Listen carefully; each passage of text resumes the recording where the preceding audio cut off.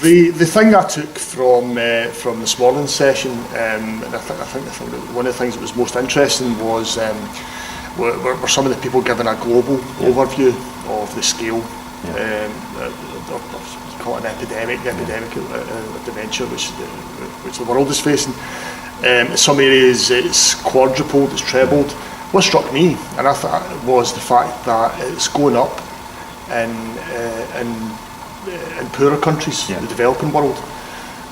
Maybe it's just me, I didn't quite get the reason for that from the session. Do you know what would be driving this? It's a very good question. I think there's probably two factors. I mean, number one is that the low-income countries are now enjoying greater longevity, so more people are surviving into later life in these countries, which is obviously it's a good thing.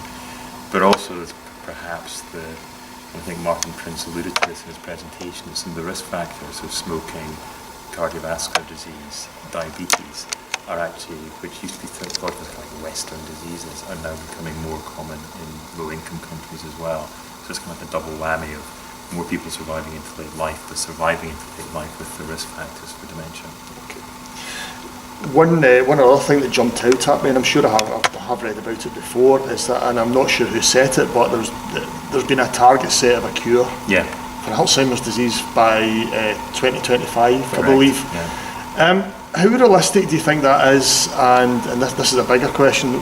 What do we do in the meantime? Because a lot of the discussion today was about that. What do we do while we're trying to cure it? Yeah. So I think the cure by 2025 is a very good target. I think that sort of invigorates the focus of the research, the goal, and it gives people something to aim towards.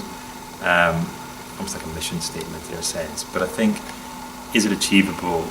Possibly, or certainly in the right course. Whether it's 2025 or 2026, it's still we're still on that course. And I think that the thing that I think about when I think about cure is maybe looking at people with very early disease before they get dementia, at a point where, with the right intervention, be that removing risk factors or even drug therapies, you actually do switch off the disease. For people later in life who've got dementia already, it's maybe a little bit unrealistic, unfortunately, to think about actually giving something or doing something to actually reverse it. So it's about preventing it really effectively. So I think but that's not to say, and I think to pick up your point, in the period between now and 2025, paraphrasing Martin Prince again, he said, while we wait for cure, we've got to focus on care. Yeah. And I think there's a lot of stuff we've already done research on.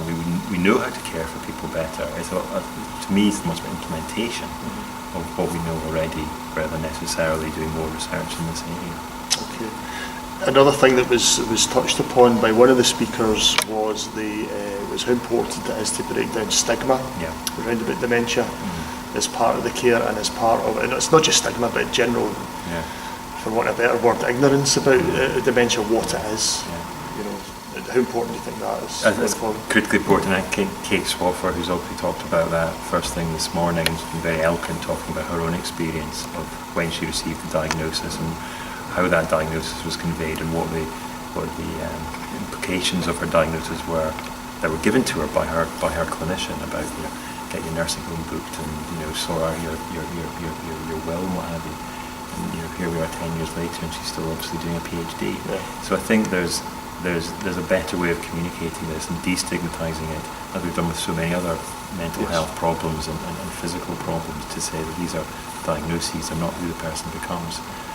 But I think in the clinical world and in my profession, we've got to up our game too, and start not looking at a kind of a generic approach to the diagnosis, but looking at a more personalised approach to what people can actually achieve. Okay.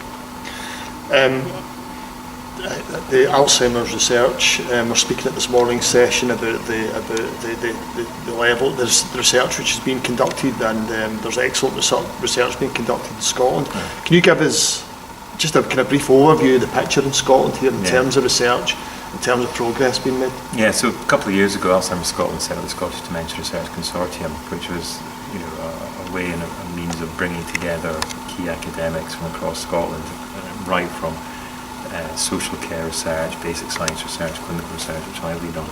We're fortunate enough here at the University of Edinburgh to be leading a pan-European project, public-private partnership project, which is initially funded to the tune of £50 million to give us essentially the scale of this. And this is about trying to work out how we prevent dementia, and at the same time understand much more about the disease processes in people with what we call preclinical or prodromal dementia. And that has knock-on effects across the whole environment and other projects that we're doing. So Scotland's always been incredibly powerful for informatics, for cohort studies, for clinical trials, and I think it's just what we're now doing is seeing all that energy and all that expertise coming together in a kind of much more consensual way and collegiate way, which is just fantastic.